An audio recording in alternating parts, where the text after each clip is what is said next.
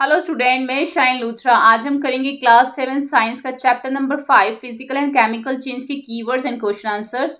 First keyword है हमारा chemical change. Chemical change क्या होता है? Change in which one or more new substances are form is called a chemical change. Chemical change वो है जिसके अंदर जब उसमें कोई चेंज आता है, जब चेंजेस आते हैं ना, चेंज इन विच, जिसमें एक या एक से ज्यादा सब्सटेंसेस जब फॉर्म्ड होते हैं, बनते हैं, तो उसको केमिकल चेंज जो है वो कहा जाता है। और केमिकल रिएक्शन और केमिकल चेंज जो होता है ना, वो बिल्कुल सेम होता है। देखो, a change in which one or more new substances are formed is called the chemical change, वही चीज है। A chemical change is also called a chemical reaction, तो उसको केमिकल रिएक्शन भी कहा जाता है। जब हमने चैप्टर रीड किया था तो हमने अच्छे से समझा था कि केमिकल चेंज क्या होता है। ठीक है, जब एक या एक से ज्यादा सब्सटेंसेस फॉर्म होते हैं तो उसको केमिकल चेंज या केमिकल रिएक्शन कहा जाता है।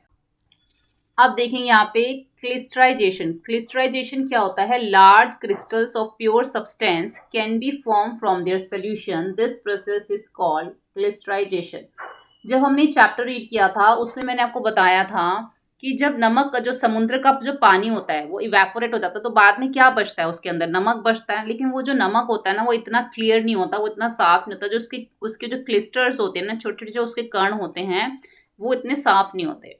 तो उसकी वो इतने क्लियर ना होने की वजह से क्या है कि यहाँ पे जो large clyster of pure substance होता है, यहाँ पे जो प्योर सब्सटेंस की बात हो रही है वो नमक की ही बात हो रही है। अगर अगर प्योर सब्सटेंस का, क्योंकि देखो जो समुद्र से नमक बनता है वो तो इतना प्योर नहीं होता है। अगर हम प्योर सब्सटेंस का लार्ज क्रिस्टल देखें, एक बड़ा कण देखें, तो उसको भी हम फॉर्म कर सकते हैं, उसको भी हम बना सकते हैं उसके सॉल्यूशन से। तो यहाँ पे सॉल्यूशन भी क्या है? यहाँ पे नमक है। ठीक है, तो large clyster of pure substances can be form.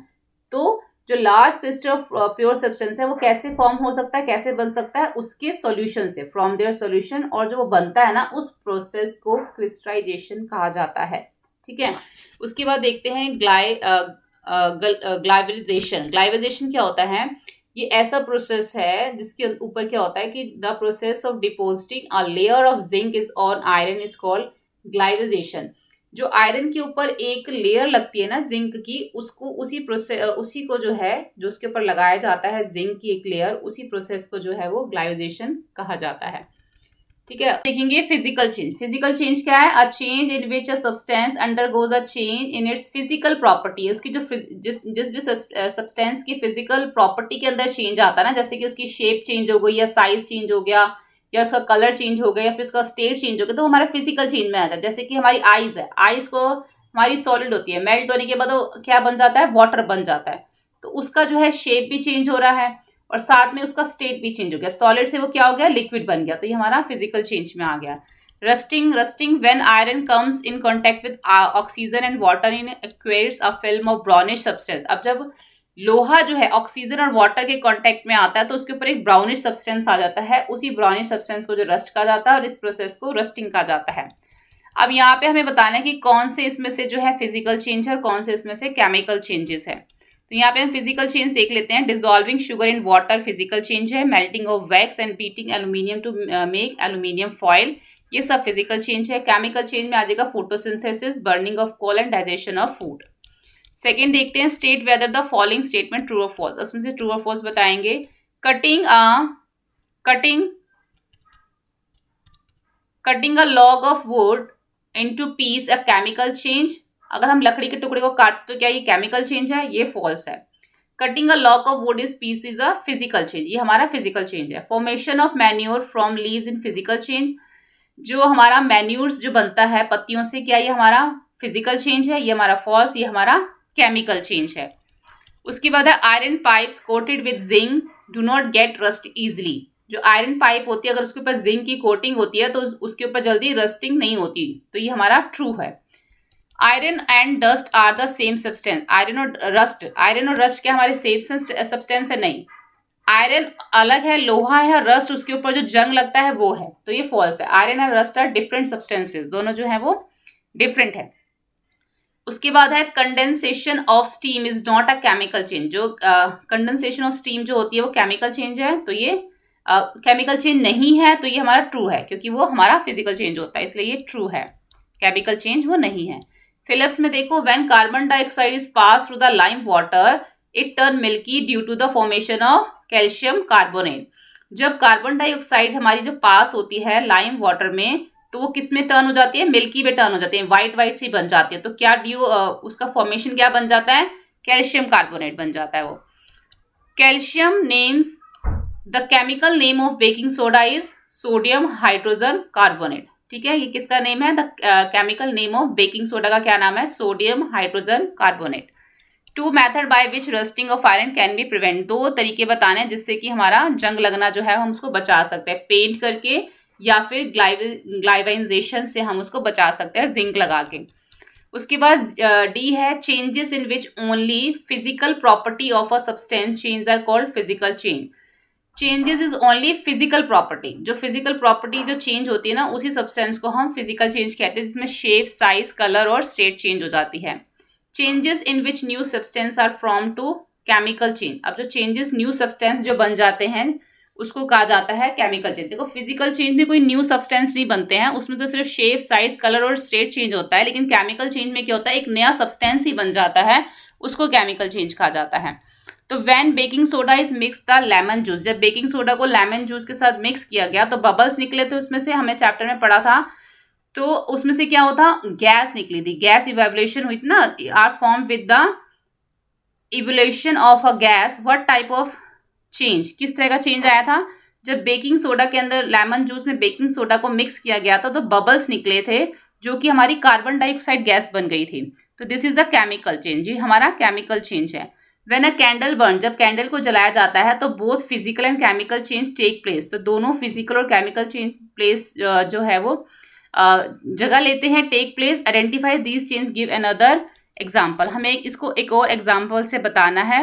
For a familiar process in which both the chemical and physical change take place. अब यहाँ पे देखो फिजिकल चेंजेस ऑन हीटिंग, ठीक है, अब वो क्या, कैंडल जल रही है, गर्म हो रही है। फिजिकल चेंज पहले देखते हैं, on heating candle wax get melted in the physical change. अब कैंडल का गर्म होना, उसमें से हीट निकलना, ये हमारा क्या है, एक फिजिकल चेंज है। उसकी वैक्स जो है वो मेल्ट हो रही है, ये हमारा क्या है, एक फिजिकल चेंज है। And it's again turn into solid wax, उससे हम दोबारा उसको ठंडा करके फिर से वैक्स बना सकते हैं, तो ये हमारा फिजिकल चेंज हो गया। लेकिन केमिकल चेंज क्या है, the wax near to flame burn and give new substance like carbon dioxide. अब जो वैक्स बर्न हो रही है, जो फ्लेम जल रही है, उससे एक नया सब्सटेंस भी बन रहा है, क्या बन रहा है, कार्बन डाइऑक्साइड, वाटर वेपर और हीट एंड लाइट भी जो है उसमें से निकल रही है। तो इस तरीके से हमारा केमिकल चेंज भी हो गया। Eating of food is another example, अब खाना खाना भी एक और एग्जाम्पल है। Where both physical and chemical changes take place, जहाँ पे हमारे दोनों चेंज होते हैं, फिजिकल चेंज भी हो जाता है और केमिकल चेंज भी हो जाता है। अब फिजिकल चेंज क्या होता है, breaking down the large food particles in the small particles, अब बड़े पीसेस को छोटे पीसेस में चेंज कर देना, क्या हो गया, शेप बदल गई ना, फिजिकल चेंज हो गया। और केमिकल चेंज क्या हो गया, डाइजेशन ऑफ फूड। अब जो हमारा डाइजेशन ऑफ फूड जो होता है वो हमारे अंदर केमिकल चेंज होता है।